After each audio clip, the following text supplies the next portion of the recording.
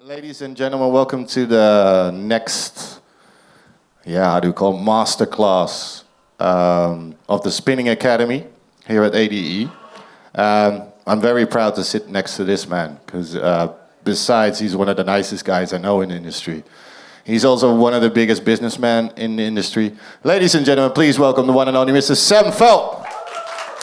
Thank you, thank you. Hi Sam, welcome here. Thanks. Let's start off at the beginning. How did you start?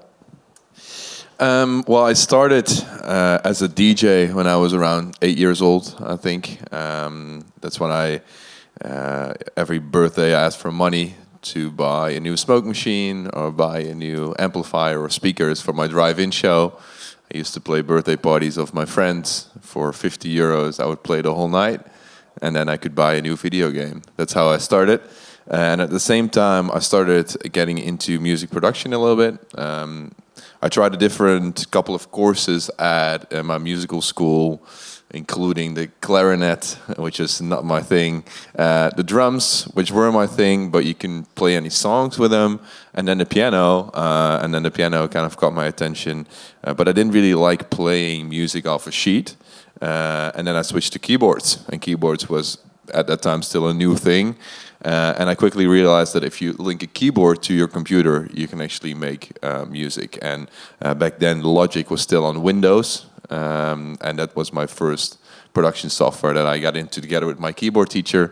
And that's kind of how I got started in the very, very beginning. Yeah. All right, so you got started and you starting making music. I know from my beginning, in the beginning, everything sounds shit. How do you keep motivated? Like, okay, I'm going to get that. I'm going to get it right. No, my first film I made was a masterpiece. So, no, I'm just kidding. You still have it, right?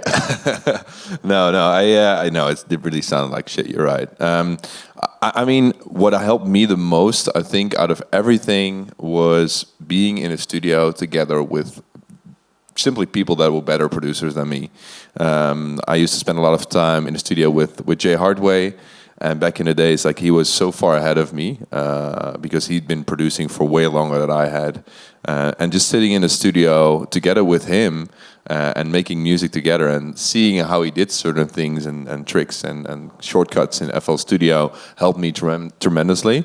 And it also helped me boost my my self-worth a little bit, because if you don't know something, there's a trusted friend that you can ask instead of having to go on YouTube or a forum and ask stupid questions. Yeah, so but is definitely it also then a competition? I want to be better than him, or no? For me, it was never like that. But yeah, since the beginning, we always made different styles of music, so it was never really a competition. It was more like, hey, how can I learn from you?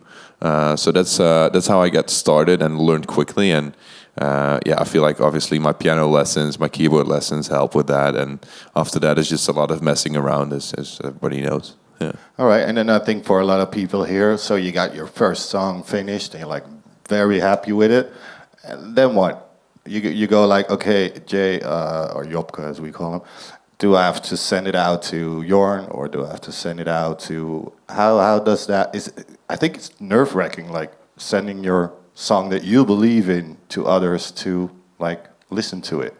Yeah, I mean, when I started at first, I didn't even know about music labels. I was making Jump Style at the time. Ooh, remember that one? And that was a forum back in the days called Jump Force. And I would just, when I finished the song, I would just post it on the forum and get feedback from Jump Style lovers and other producers. So that's how I got my first fame, in that forum. And then, now the music industry has changed. Like you can distribute your music by yourself on Spotify and all the platforms. But back then I didn't have a label. I didn't even send it to a label. I think when I was about 17 is the first time I actually sent music to a label. Of course, I tried to hit up Spinnin. Of course, they never replied because the music was shit.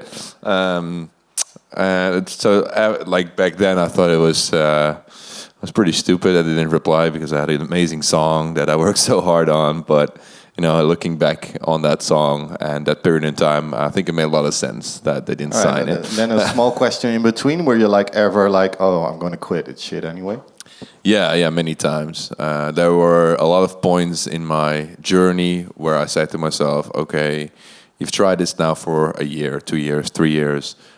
If people don't want to sign your music, if you don't get bookings, if you continue to have to beg for everything, are you good enough? Like, is it your thing? Like, should you not just stop and pursue something else? And the last time I gave myself an ultimatum was the moment I finished my university degree. I was like, okay, either I'm going to go pursue a full-time job or music, but one of the two, or at least, significant amount. And then, finally, I think a week before I graduated, I got my first publishing deal with the Music All Stars Publishing. And that was just enough of a spark to keep me going. And then, a year later, I signed my first records to Spinnin. But it was, almost, it almost came to a point. It was almost the end of something. Yeah. And I want to say, and it sounds very cliche, but if you just don't give up, man. All right. It's around the corner. All right. So we're going to make a few steps further. You got signed, you got massive hits. Especially your first ones were like huge. So you're signing artists, and then you got like the brain session. Okay, now I want a label. How did that occur to you? Yeah, I mean, for me, it was always logical to create a platform where I could support other artists and producers. That's how Sam Feldt started, actually. Sam Feldt did not start with me releasing music. It started with me putting out mixtapes on SoundCloud featuring other people's music. So I didn't even produce a song back then. It was just me on SoundCloud doing mixtapes. So that's at the very core of what Sam Feldt is. It's me finding great songs and showing that to people. That's basically how it started. So then to have a label is just kind of like an extrapolation of that. And I think you still do that, because when I look at Heartfeldt, you still are looking for new people to support that aren't even there yet. Yeah, no, 100%. And it's just nice to have another channel. So we have the radio show, which is kind of like what my mixtapes move into. We got the playlists. We got now Heartfeldt Records, so we can even release the songs. Now we take it one step further. We launched Heartfeldt Publishing, so I can actually help people make better songs instead of just like releasing them on my label. I can actually help with vocals, top lines, production, all that stuff. So yeah, I feel like it's nice to have this Heartfeldt family. We have a Discord now as well. We do like 2 times, 3 times a month. We have events there, demo drops, ask me anything. Because I feel like, I've come at a point in my career where I like to give back a little bit of knowledge about, like how it can help people that I was once in their shoes to not make the same mistakes as I did. Yeah. And besides like helping people, it's also a business, to be honest with that as well. Is it like now a combination, okay, you're an artist, but you're also a businessman? Is that like time-wise like difficult, like split yourself up between being an artist and being a label owner, being like supportive, doing Discords twice a week? Is that like, okay, I got a schedule now and I'm like a hardworking businessman, or are you still an artist? I think it is challenging. I think what helps is working with the right people and getting the right teams involved around it to make sure that as an artist you can continue to focus on what an artist should do, which is the creative part.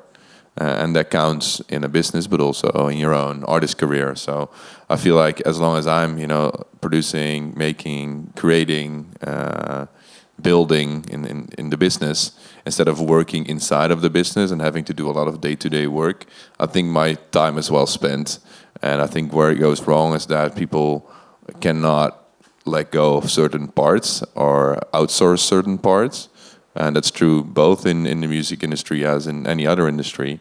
And therefore they want to do everything themselves, and they have zero time and get overworked, and don't get to the best end result. Like a high-paid CEO isn't still doing customer support emails. So, and that counts for every industry. So letting go, finding the right people to support you, and then making sure that you spend your time on the right stuff. No, and of course a CEO doesn't do the customer support, but you're still the face of the label you do the Discords. Are you also always in the end of which track, whatever, you're the one who decides, okay, this is good or not? On the label side, it's me, it's Michelle who co-runs the label, and it's also, of course, A&Rs from the label side. It's also the artists themselves, of course. I mean, if an artist feels very strongly about a song, then of course that counts as well. It can count, you know, like we can also tease the track.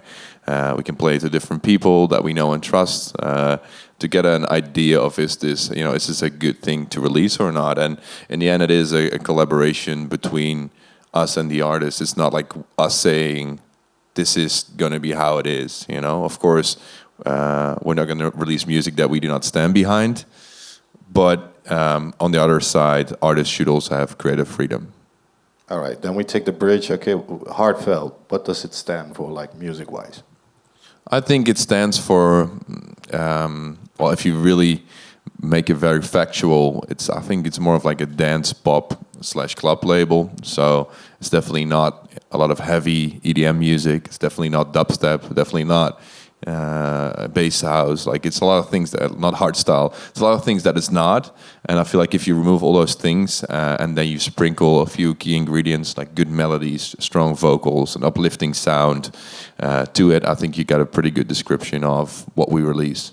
Yeah. All right, and then now you have like Heartfeldt Publishing. What can people expect from the publishing side? Do you support them like throughout the whole journey, or how can we see like what's publishing for you about?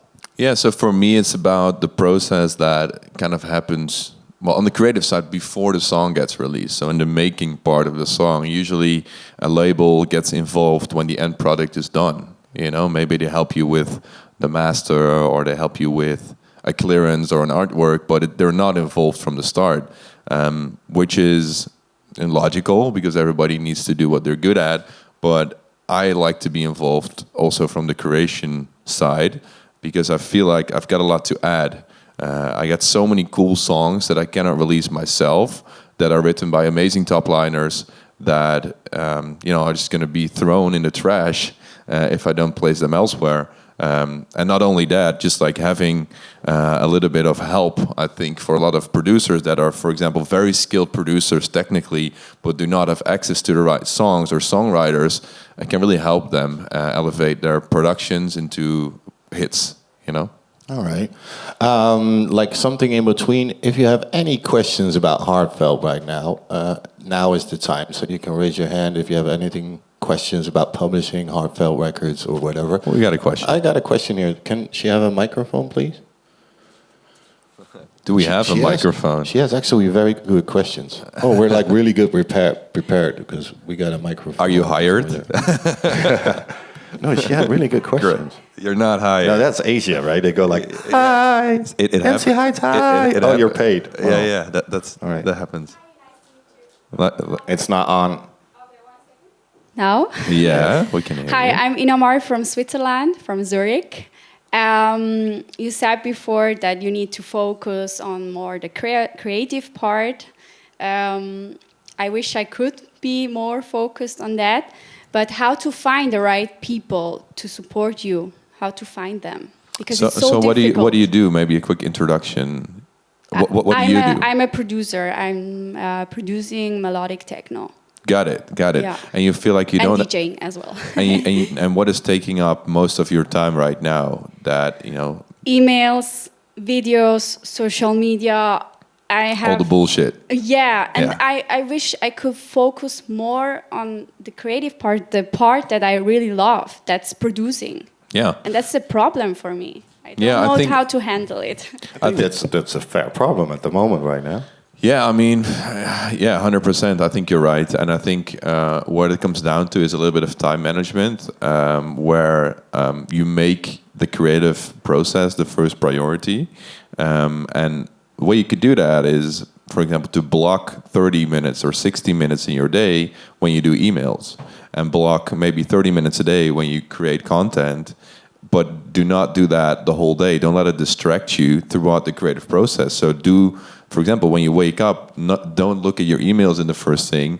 No, don't even look at your phone. Get a cup of coffee, hit the studio for 3-4 hours, and the emails can wait, And one good trick also is if you answer your emails at the end of the day, you will only get a reply the next morning. So it will be a little bit slower. You can control the process a little bit, and you won't be overwhelmed too much with all the things that are happening around your creative work. So isolate yourself. It's not like something's gonna burn down if you don't respond immediately. And you should, like, without the music, the rest doesn't matter. So that should always be the first priority. Wow, Yeah. What an answer. That's really nice. Any more questions about Heartfeldt or the publishing? Yeah, sorry, you got to work now. Mm-hmm. Thank you. Hey, what's up? Jordan from Miami. Yeah. Actually, we had an interview on my radio show, and I wanted to talk about what you spoke on that interview, because there was a lot of your identity that's not, music. You mentioned he's also a great businessman, but you also do a lot of like charitable stuff. So why is that so important for you, especially as an artist? And how do you find time for that? Because like, again, a lot, you're bogged down in the bullshit, like social media, producing, but you seem to like, I don't know, master time manager or like just general badass. So talk about that, talk a little about that, charitable side. Maybe we should ask Michel, because do you see him anyway or somewhere during the day, or is like he's always gone? No, I see him a lot. Yeah. I do a lot. Yeah, I think it's a little bit about prioritizing once again. I think why the first question I think was why and why is it important? I think it's because I reflect on my life quite often, and then I see certain things that are not necessarily in line with who I want to be. And then I did that a couple of years ago before I launched that Heartfeldt Foundation, and I saw that I was doing a lot of things that didn't really, resonate with how I was brought up, how I was raised, and who I want to be. I was traveling the world. I was flying in sometimes in jets. I was at least flying once a day. I was doing all these things that weren't really good. And then I looked at myself and I was like, hey, okay, how can I make sure that I continue to be able to spread joy and happiness around the world with my shows and with my music, but do it in a way where, if I ever have kids, that they would be also able to still enjoy it. So it's kind of selfish, to be honest. It's like Why? It's no, but like selfish I mean, at all. like sustainability. Sometimes it feels like in the end it's to sustain, right? So how can we make sure that we can sustain what we like to do? And that's kind of like how I started this whole project, like looking at, okay, how can I continue to do these shows, but do it in a way where it's sustainable? So flight offsetting, other modes of transportation, things like CO2 that's hydrogen instead of CO2, which, funnily a company from Boxtel, my hometown, has developed.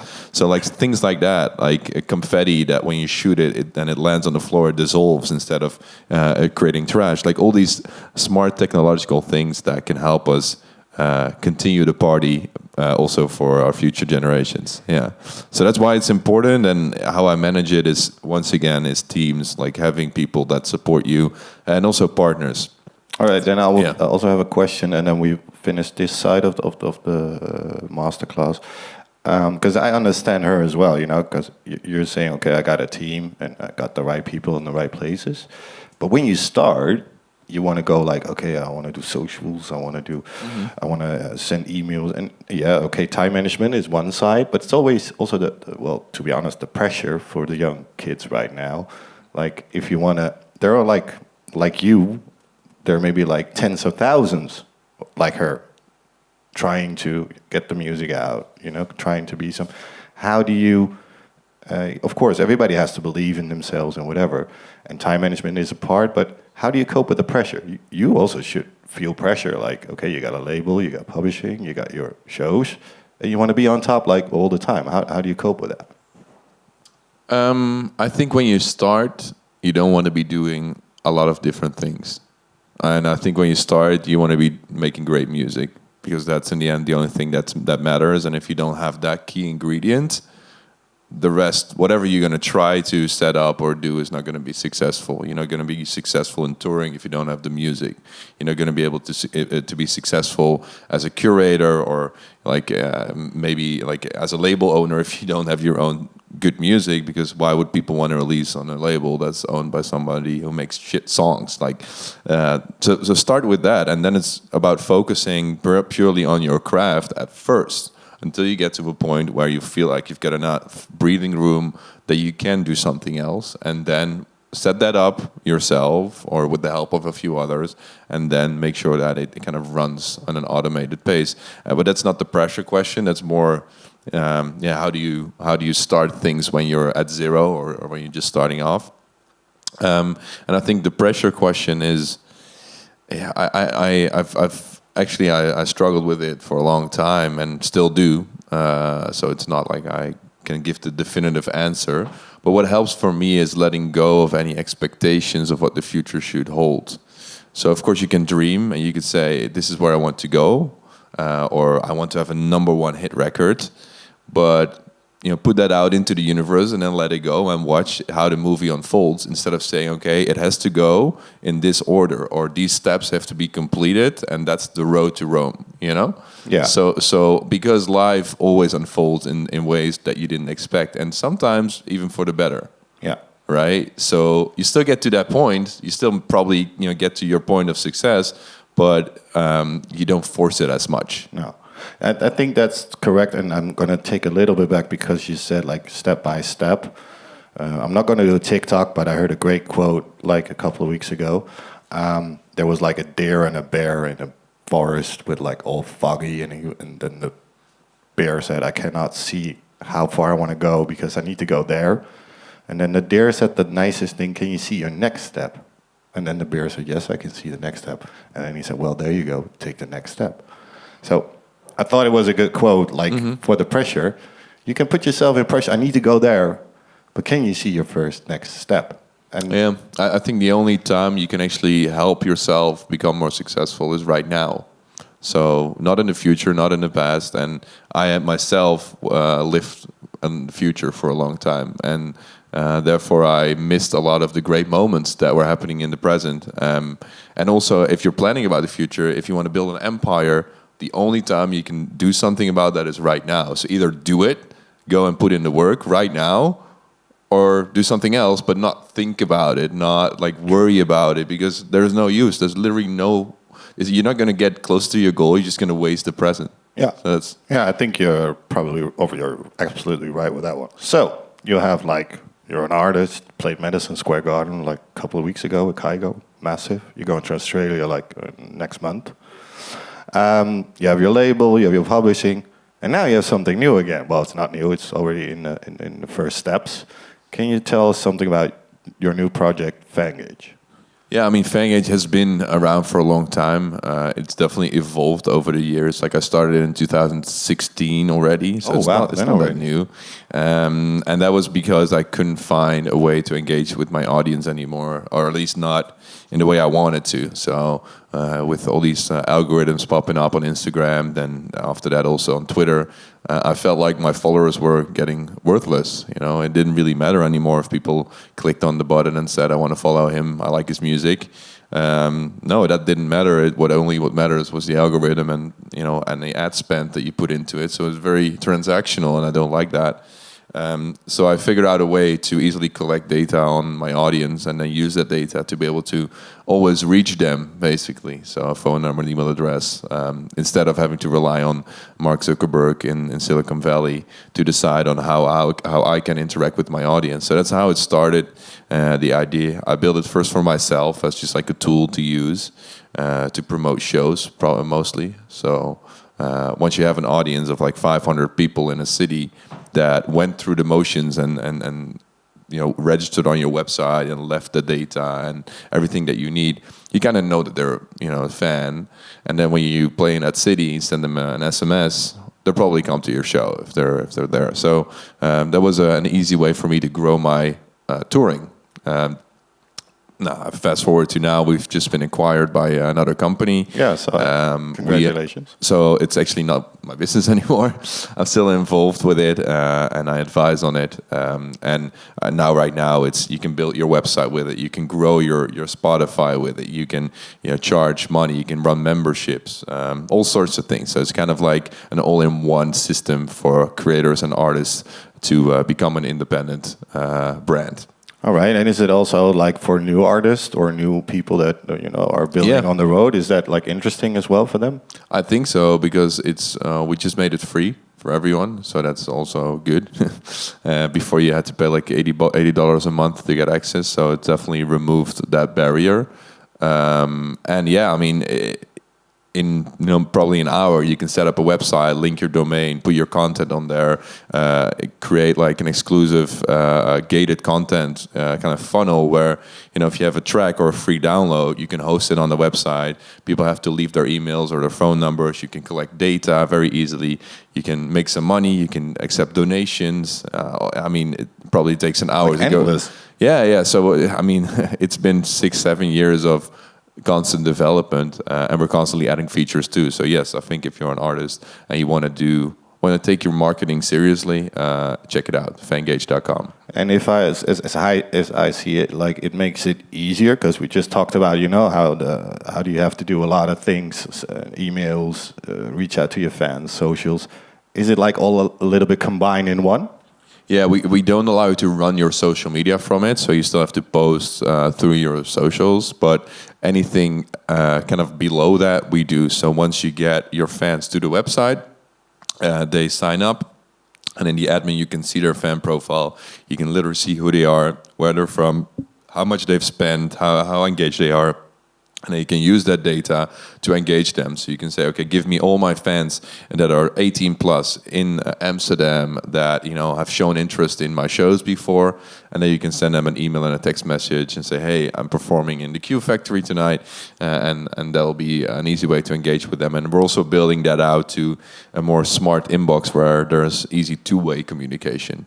And by the way, just another feature, I'm rambling a little bit, but like it also runs my demo drop, for example. So if people send me music on heartfeldt.me, there's a demo drop feature. Then I can actually run through my demos and reply to all the producers that have submitted one. So it's too much to go into right now. But definitely check it out. Check it out, Fangage. I checked it out. I'm not that good of an artist, so I don't have any stuff to do there. But that's not right. You can check it out. Please do, because it's like, as you can hear, unlimited the options that you have. Making a bridge, because I think that's also part of a marketing strategy. Getting engaged with your fans as well. Can you tell us something about Heartfeldt? Where did it come from? How do you market it? Is there like the branding of it? Logos. How do you start it with that? It's like a brainstorm sessions. You got a good friend that's like a great visual guy. How did that process start for you, like marketing wise? Yeah, so Heartfeldt. Well, first of all, the name comes from Feldt, obviously, and heart. Well, that makes sense. And the reason I called it that was Sam Feldt was a project that I started from my own heart. My previous DJ name. Yeah, and I'm not gonna say it. Right? Dr. Papasov. Yeah. Now you know why I never made it. Well, you were actually good. Well, I mean, I played a decent set, but I never got to a point where people actually, booked me and appreciated what I did. But that's not just the name. It was a terrible name, but it's also the music. And just maybe a little sidestep is why I started Sam Feldt was because I felt under Dr. Papasov, I was just, releasing the music that I should be releasing. So I was looking at, okay, what's the best song to get signed to Revealed? Or what's the best song to now top the Beatport charts? And it's good to do market research, but if you're always imitating, you're always one step behind. And with Sam Feldt, I said, fuck it. I'm going to make and release music that I like from the heart. So that's why it's Heartfeldt. And it started basically with that website at first, so heartfeldt.me, which runs on Fangage, as kind of like a center point, a community where all the content would kind of appear. And then quickly after was Heartfeldt Radio, So Heartfeldt Radio is basically a weekly radio show broadcasted on, I think, close to 100 FM stations, millions of listeners. So that became a platform where I could promote my own music, but also, once again, promote the music that I love. And then, there's a couple of things that, kind of came in the years after Heartfeldt events. We did a lot of pool parties. We Miami. did ADE, we did Miami, we did like a lot of these, like the cool parties. We, of course, launched the label, Heartfeldt Records, in collaboration with Spinnin. That was during lockdown, so like just that COVID hit. So it was a little bit of an interesting time to start a label, but definitely worked out. Publishing. But was that always the idea? Like, okay, this is the road I want to travel. Like marketing wise, did you have like a plan from A to Z? This is how I want to roll it out. Well, I always knew that Heartfeldt was going to be everything that is around Sam Feldt, but it's not Sam Feldt, right? So it's kind of like the umbrella brand, just like Don Diablo has an hexagon. And I thought that it would make a lot of sense for me to create a brand that could be a good name for our little fan family, producer family, and also be a lot of different things. I wouldn't call it Sam Feldt the label, for example. That would be a little bit weird. So yeah, I think it's good that we made that decision because it gives the brand unlimited potential. Like Sam Feldt Publishing would, like I said, it sounds weird, and I think it shouldn't always be about me. I'm an artist, but I feel like the Heartfeldt brand can be anything. It can be clothing, it can be brand partnerships, it can be maybe a management company in the future where we actually like sign artists to help them like hands-on. Like it could be a lot of different things, and that would have never been possible if we would have not created that brand. Great. All right, guys, we got the last 50 minutes coming up. Are there any questions right now from the audience about Fangage, Heartfeldt? All right, then I'll have a question. And it's also like an introduction, because I got massive respect for you. I've known you for 15 years, 10, Long 10 time, 50 yeah. years. I think you're one of the hardest workers in the industry. Not that others are not hardworking, please. And respect-wise, but again, how do you do it? Because you got, and I know a lot of other companies you also are involved in, or does your creative mind like go all day? Are you never tired? Or how do you do it? Are you like sporting a lot? You have a great support as well. Yeah. But how do you like keep your energy level that high? Yeah, it's a good What's question. your secret? Yeah, I mean, no, I don't really have one secret. I think what is important in everything is that you're passionate about the things that you do, and it's very cliche to say that, but I think it's very true. Like if you don't get energy from something, and instead it drains you, it's unsustainable. You can maybe do it for a day or a week or maybe a year, but sooner or later you're gonna face a burnout or depression or whatever. Like if you do something that's not in line with your purpose, and you can feel that, you can physically feel that, and I think that is important. And it's also something that I had to learn because I did do a lot of things that were not in my purpose, and I pushed through, relying solely on, I don't know, discipline or whatever. It's like thinking you should do it, and that didn't end up in the right place.